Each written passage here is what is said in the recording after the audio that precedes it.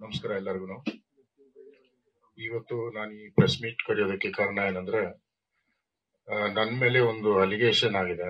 ನಾನು ಯಾರೋ ಒಬ್ಬರಿಗೆ ಲೈಂಗಿಕ ಕಿರುಕುಳ ಕೊಡ್ತಾ ಇದ್ದೀನಿ ಅಂತ. ಸೊ ಆ ಉದ್ದೇಶದಲ್ಲಿ ಅದರ ವಿಚಾರದಲ್ಲಿ ಕ್ಲಾರಿಫಿಕೇಶನ್ ಕೊಡಕ್ಕೆ ಅಂತ ಇವತ್ತು ಈ ಪ್ರೆಸ್ ಮೀಟ್ ಕರೆದಿದ್ದೀನಿ. ತಮ್ಗೇನಾದ್ರೂ ಕ್ಲಾರಿಫಿಕೇಶನ್ ಬೇಕು ಅಂದ್ರೆ, ಅವರ ಸಂಬಂಧ 2 ವರ್ಷ ಹಿಂದೆನೆ ಮುಗಿದೋಗಿರೋಂಥ ಕತೆ.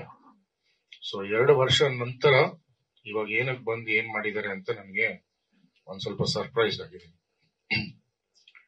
ಸೊ 2 ವರ್ಷದಿಂದ ಕಾಂಟ್ಯಾಕ್ಟ್ ಅಲ್ಲಿ ಇಲ್ದೇ ಇರೋಂತ ಒಬ್ಬರ ಜೊತೆ ಹರಾಸ್ಮೆಂಟ್ ಆಗ್ಲಿ, ಇಲ್ಲ ಸ್ಟಾಕಿಂಗ್ ಆಗ್ಲಿ, ಇಲ್ಲ ಅವ್ರಿಗೆ ಟ್ರಬಲ್ ಕ್ರಿಯೇಟ್ ಮಾಡೋದಾಗ್ಲಿ ಅನ್ನೋದು, I think it's an impossible thing that anybody can do when you're not in touch with somebody for 2 long years. So ಅದರಿಂದ ಈ ಕ್ಲಾರಿಫಿಕೇಶನ್ ಕೊಡಬೇಕು ಅಂತ ನಾನು ಇವತ್ತು ನಿಮ್ಮ ಮಧ್ಯೆ ಬಂದಿದ್ದೀನಿ. ಅವ್ರು ಕೊಟ್ಟಿರೋ ಕಂಪ್ಲೇಂಟ್ ಪ್ರಕಾರ ಆಗಸ್ಟ್ ಮಂತ್ ಅಲ್ಲಿ ಅವ್ರ ಮನೆ ಓನರ್ಗೆ ಯಾರೋ ಲೆಟರ್ ಬರೆದಿದಾರಂತೆ. ಆ ನಂತರ ಅವರ ಫ್ರೆಂಡ್ ಅಂತ ಏನ್ ಕ್ಲೇಮ್ ಮಾಡ್ತಾರೆ, ಅವ್ರ ವೈಫ್ಗೆ ಯಾರೋ ಏನೋ ಲೆಟರ್ ಬರ್ದಿದಾರಂತೆ.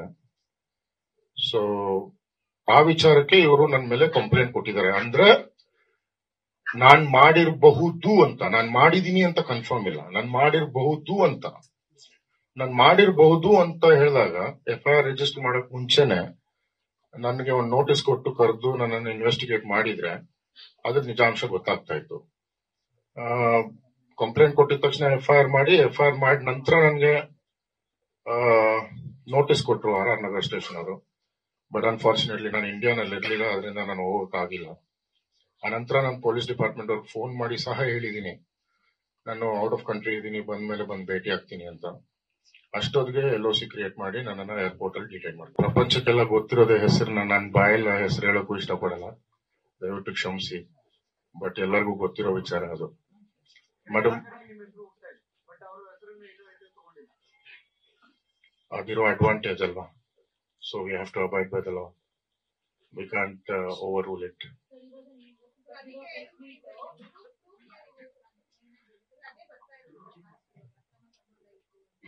ಮೇಡಮ್, ಇದು ಒಂದ್ಸತಿ ಮಸಾಯಿ ಮಾರಕ್ ಹೋಗಿದ್ರು, ನನ್ ಜೊತೆ ರಿಲೇಶನ್ಶಿಪ್ ಅಲ್ಲಿ ಇದ್ದಾಗ್ಲೇನೆ ಒಂದ್ಸತಿ ಮಸಾಯಿ ಮಾರಕ್ ಹೋಗಿದ್ರು.